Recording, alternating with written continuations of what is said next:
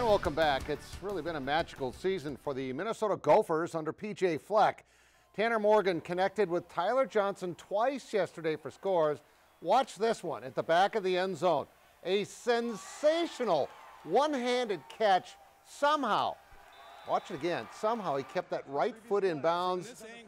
You know, when it happened in real time, it didn't look like there was any way, but it was. And the second touchdown was the game winner by the Gophers' all-time yardage and touchdown leader for wide receivers. Same guy. What a great way to finish up an 11-2 campaign that got Gopher fans truly excited about the program under their energetic coach. At the end of the day, it comes down to what do you believe in, as your team. What is not about what ESPN thinks you're going to do or whatever. What do the guys in the locker room think? Do they think we're going to win? And our team knew we were going to win this game. We want to restore that tradition. We haven't won a championship yet in the Big Ten, but we stayed. We found a way to be resilient, and we found a way to be a champion at the end of the year.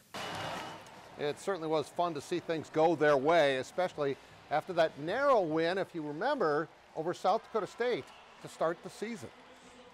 Well, the extra year that the NCAA gave Skylar Flatten because of injuries surely paid off for the former Jackrabbit.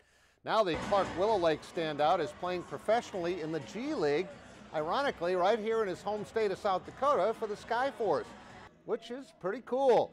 He had his best game last week when he nailed 4 3-pointers in the same game and scored 12 points in that one. And he sure is grateful for that extra year. It turned out to be a banner season at South Dakota State and gave him a chance to keep playing basketball, this time for money. Oh yeah, for sure. I mean, I always knew in the back of my head that it was going to be worth it.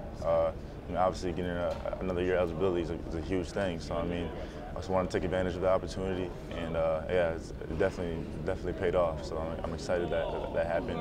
I wouldn't take it back. So. Skylar's enjoying getting the chance to play at the next level and hoping to earn more playing time as the season progresses. The South Dakota State men and women are at Frost Arena tonight against Oral Roberts. The women's game already underway. Eric Henderson's team is coming off a narrow loss at Omaha on Sunday in a game they certainly had a chance to win right at the end. Now watch Noah Friedel of T with his thunder dunk. Wow.